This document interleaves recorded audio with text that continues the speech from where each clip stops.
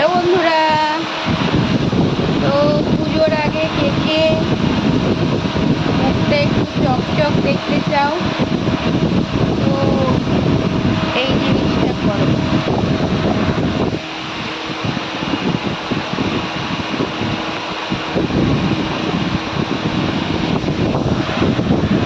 এইটা দিয়ে মুখ ধোবে, দেখে না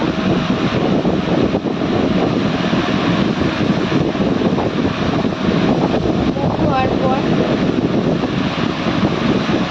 শুধু একটু এই ডাবর গোলাপ জল দিয়ে দেবে,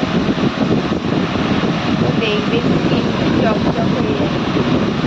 তো এটা টোনারের কাজ করবে, কোনো টোনার দিতে লাগবে না।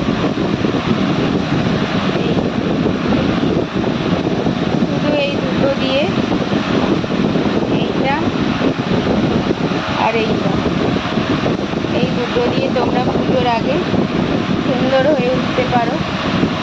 তো কে কে মাখবে আমাকে কমেন্ট করো। টাটা।